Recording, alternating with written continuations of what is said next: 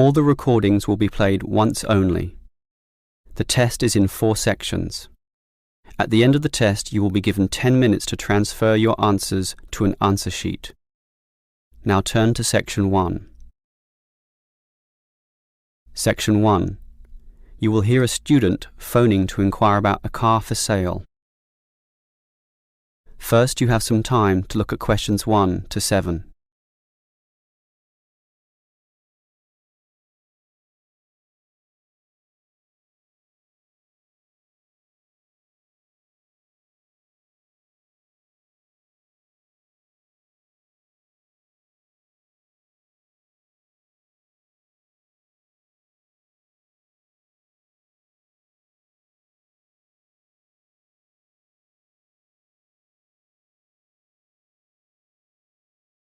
You will see that there is an example that has been done for you.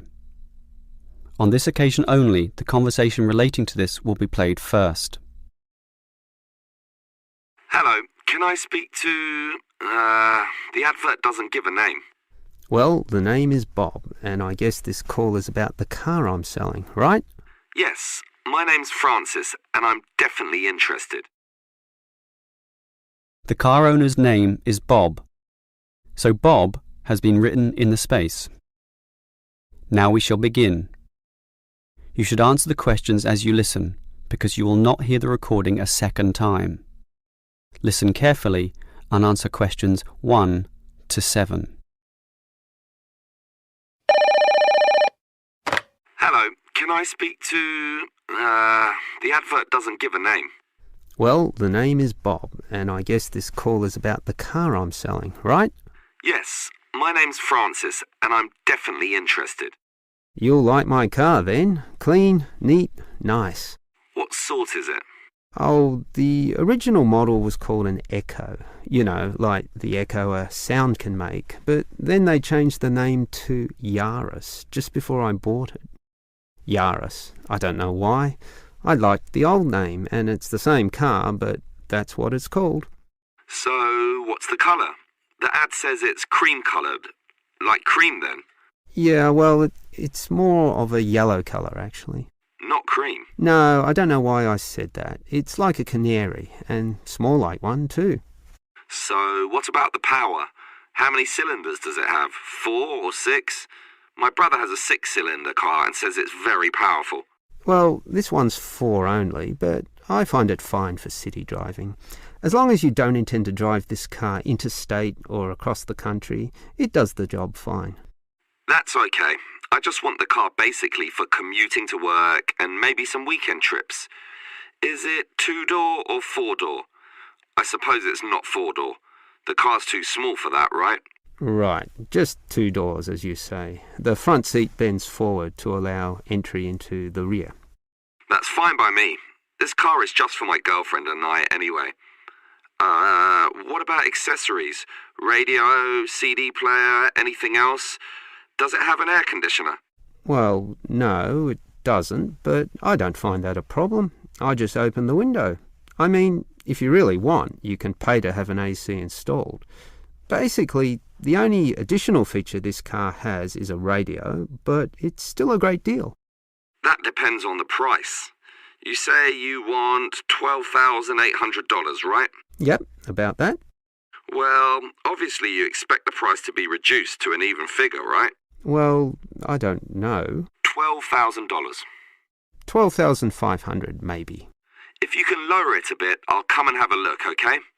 Okay. Let's say $12,400, but I won't lower it any more than that. Certainly not to $12,000. Well, if I can get that better price, I may come over this afternoon. But what year is this car? How old is it? My brother's got a 12-year-old car and it's showing problems. Well, my car was brand new only 3 years ago, but it still looks like it's only been 1 year on the road. Okay, that sounds good. Before you hear the rest of the conversation, you have some time to look at questions 8 to 10.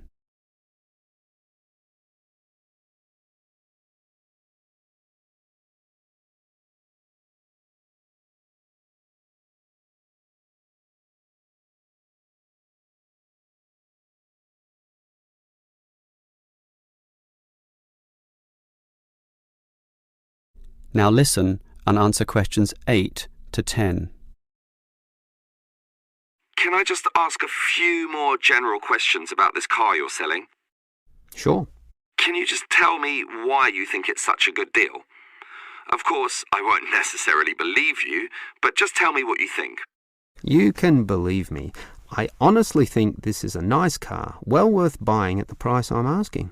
How much registration does it have left? To be honest, not so much, but I think having lots of registration is irrelevant. It's the car you're paying for, the quality and advantages of the engine itself. Well, what about that then? Okay, many people like to accelerate down the freeways, right? There are a lot of speed demons out there who think quickness is all that matters, but basically, people are mostly trapped in city traffic. So one of the things I like is that because this car is small, you can put it anywhere. Say you're in the city wanting to duck into a shop. Well, you can fit this car in any little space while you go shopping or do other things, and that saves you a lot of time. Yeah, but it's not that powerful, right? Oh, sure, the feel of a smoothly purring 6-cylinder engine attracts many people, but I compare my car to those small football players with the tight turning circles, those who can run rings around the larger players. This car is like that. It can turn this way and that way, dodge here, duck in there, sneak around corners, squeeze ahead and grab a position. That's also very useful when travelling in city traffic. Okay, I'll think about it. Sure, think about it, but all these advantages are sound and appeal to other buyers as well. No one holds the same car forever, so you can say exactly the same things that I just said when you want to sell the car. That will make it very easy for you to pass this car on to the next buyer. Yeah, maybe you're right. That is the end of section 1. You now have half a minute to check your answers.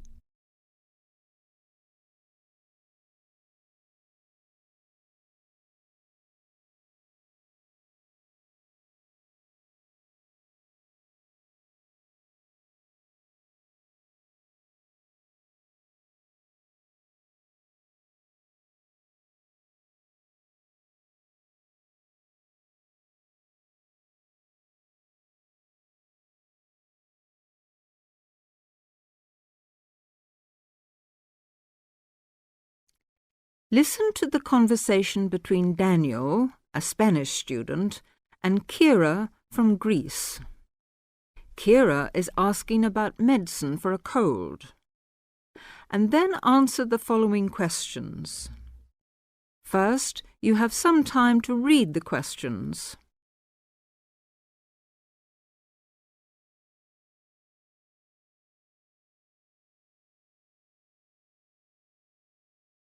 Now, listen to the conversation. Hello, Daniel. How are you? Not so bad, thanks. What about you? To tell the truth, I've got a terrible cold. Achoo! Oh, sorry to hear that. Poor you. Maybe it's the change in the weather, or maybe you've been working too hard lately. Well, it must be the weather. Achoo! Bless you. Have you taken any medicine? No, I haven't. Can you recommend anything? Now, let me see. I got some tablets a couple of months ago when I had a cold. Do you remember the name? Not exactly, but they were black and white capsules, sort of cylindrical shaped, and the label on the bottle had a name printed at the top in block letters, and I think the bottle was square. I'm not exactly sure. The name might have been something like Vigilan or Vegilan. How is it spelt? If I remember correctly, it's Vegilan. Vegilan. I'll just make a note of that. Thanks. Not at all, and I hope you feel better soon. Me too. By the way, Daniel, where's the nearest chemist? Oh, that's easy. From here you go directly south to the 2nd Main Street, and then you turn left. Continue straight along past the church, and at the next intersection turn right. It's on the left, the second shop after the bank, which is on the corner. You can't miss it. I think I know it. It's just opposite the shoe shop, and there's a greengrocer's between it and the bank. You got it. Mind how you go. Thanks. Well, I'm off now. Bye. Cheerio. See you soon.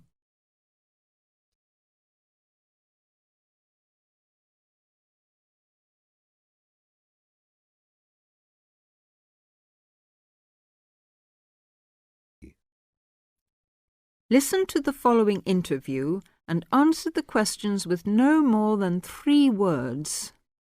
First, you have some time to read the questions.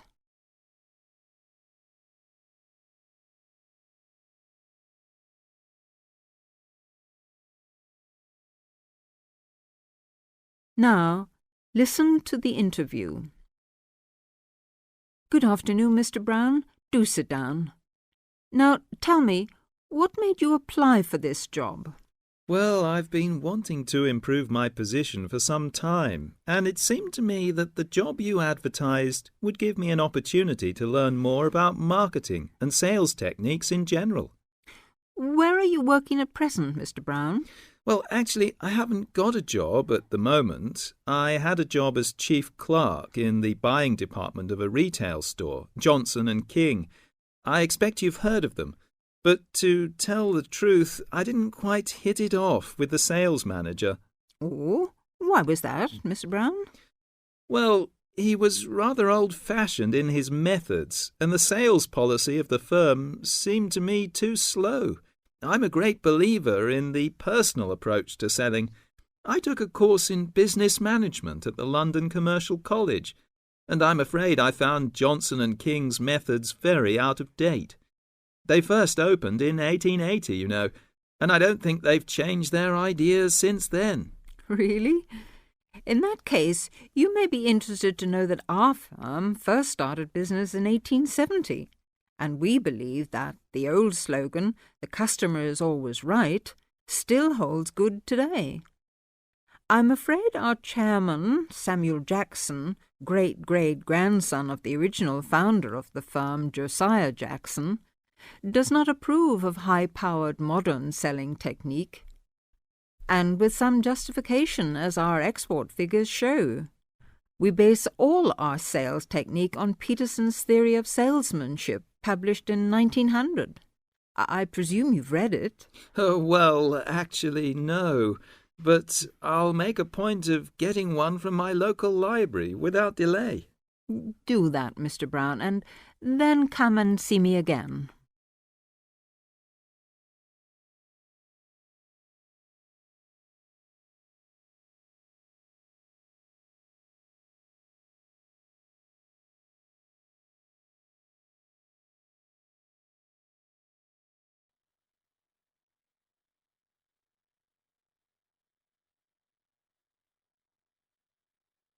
Now turn to section 3.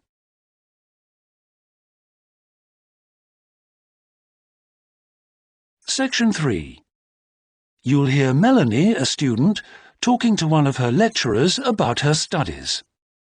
First, you have some time to look at questions 21 to 27.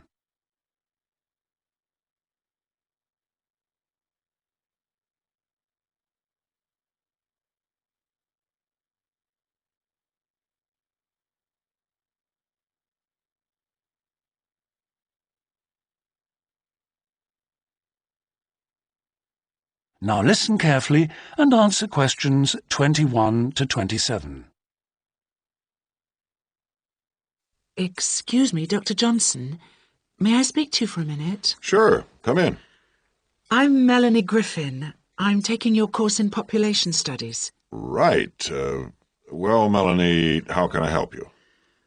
I'm having a bit of trouble with a second assignment, and it's due in 12 days. What sort of trouble are you having? Is the assignment question a problem? Well, that's part of the problem. I've been having trouble getting hold of the books. I've been to the library several times and all the books are out. Sounds like you should have started borrowing books a bit earlier. Well, I had a really big assignment due in for another course, and I've been spending all my time on that, and I thought... You might get an extension of time to finish your assignment for me. If that's possible, but I don't know... Well, yes, it is possible, but extensions are normally given only for medical or compassionate reasons. Otherwise, it's really a question of organizing your study, and we don't like giving extensions to students who simply didn't plan their work properly. What did you get for your first assignment? I got 87%. Yes, you did very well, indeed. So, obviously, you can produce good work. I don't think I'll need too much extra time, as long as I can get hold of some of the important references. Well, since you did so well in your first assignment, I'm prepared to give you an extra 2 weeks for this one. So that'll mean you'll need to submit it about a month from now. Oh, thank you. Now, what about the reading materials? Have you checked out the journal articles in the list? No, not yet. There were about 20 of them, and I wasn't sure which ones would be most useful or important. Well, they're all useful, but I don't expect anyone to read them all because a number of them deal with the same issues. Let me give you some suggestions. The article by Anderson and Hawker is really worth reading. Right, I'll read that one. You should also read the article by Jackson, but just look at the part on the research methodology, how they did it. Okay, Jackson. Got that. And if you have time, the one by Roberts says very relevant things, although it's not essential. So, okay, if it's useful, I'll try and read that one. Now, the one by Morris, I wouldn't bother with that at this stage if I were you. Okay, I won't bother with Morris. Oh, now, someone told me the article by Cooper is important. Well, yes, in a way. But just look at the last part, where he discusses the research results. And lastly, there's Forster. I can't think why I included that one. It's not bad, and could be of some help, but not that much. Before you hear the rest of the conversation, you have some time to look at questions 28 to 30.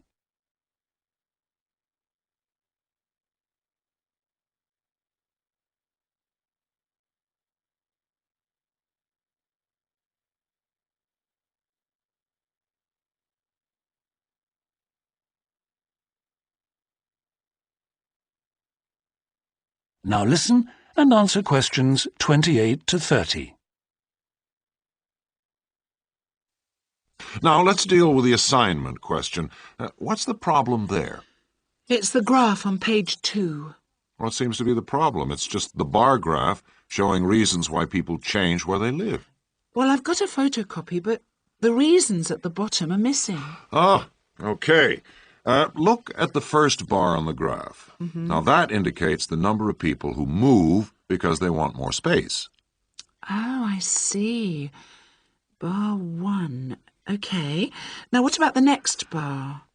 Bar 2 is to do with the people living nearby, disturbing them. So they chose to move away to somewhere quieter. Now let's look at bar number 3. Another reason people change their place of living is because they want to be closer to the city. Okay. Proximity to the city is an issue. Now, bar number 4 refers to problems when the owner of the property won't help fix things that go wrong. In other words, the owner is not helpful, and so the tenants move out. Okay. Now, what about bar 5? Bar 5 is about those people who move because they need a bus or train to get them into the city or to go to work. Okay. And bar 6? Bar number 6 is interesting. That reason was given quite a lot. People moving because they wanted to be in a more attractive neighborhood. Oh, yes. Thank you very much. That is the end of section 3. You now have half a minute to check your answers.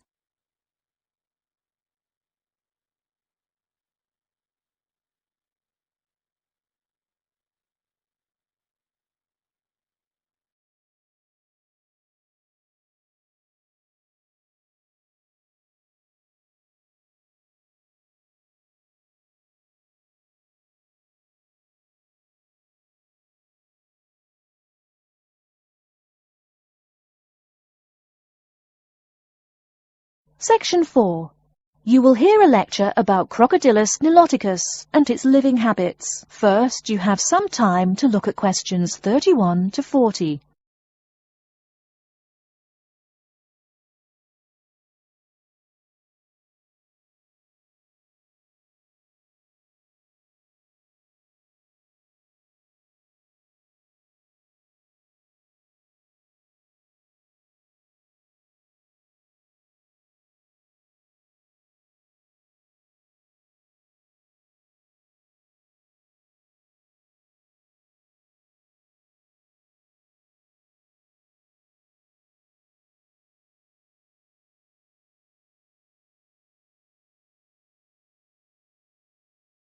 Now listen carefully and answer questions 31 to 40.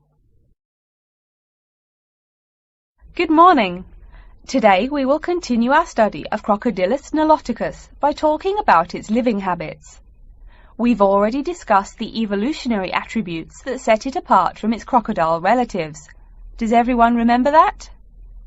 Yes, it has an extremely narrow snout and 3 or 4 rows of protective scales on its back, as compared to 2 rows on other members of the Crocodylus genus. Let's take a look at how these carnivorous man-eaters live, where they live, and finally, whether they really deserve their vicious reputation. To start, I'd like to address a great question posed to me by a student during yesterday's office hours. We talked about the distribution of crocodiles in Africa and saw that they are highly concentrated in the south and west of the continent. This student noticed that on the map displaying the distribution of crocodiles across Africa, there were no crocodiles in the northern region, and found no mention in the literature of the existence of crocodiles in the north of Africa. Why might there be no crocodiles in North Africa? Let's save this question for later in the lecture. To find out more about the social habits of the African crocodile, one researcher named Tara Shine of the University of Ulster in Northern Ireland conducted a survey of the wetlands in Mauritania and received reports of 46 crocodiles living in one group, or float as we say when referring to crocodiles, though the usual number is a little less than half of that. In general, crocodiles are more highly concentrated in wet subtropical environments, near bodies of water and rich vegetation. While South American crocodiles thrive in cool rainforests, the African crocodile is more equipped for heat. Though they can survive at the hot temperatures found in some deserts, they are not equipped to handle dry climates, and thus cannot survive in places like the Sahara Desert of North Africa. As cold-blooded animals, crocodiles' core temperatures fluctuate from their average of 38 degrees Celsius as external conditions change. Thus, they need to avoid extreme temperatures. Others live an underwater life, keeping a body temperature close to that of the water. As their own unique method of regulating their body temperatures, some African crocodiles have made dens by digging holes in the ground to provide themselves with a cool, dark place to retreat from the hot African sun. Speaking of the hot African sun, let's go back to the question asked at the beginning of the lecture. We know that there used to be crocodiles in northern Africa, yet today there are none.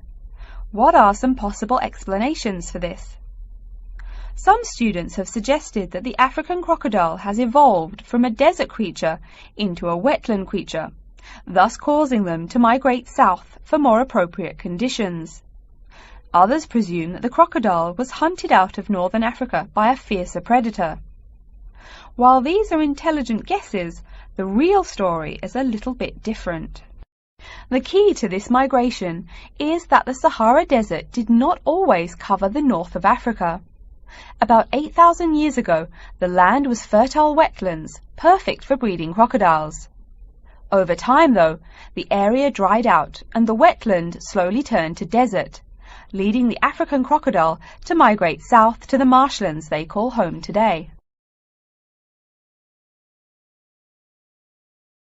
Some crocodiles did, however, adapt to living in dry conditions.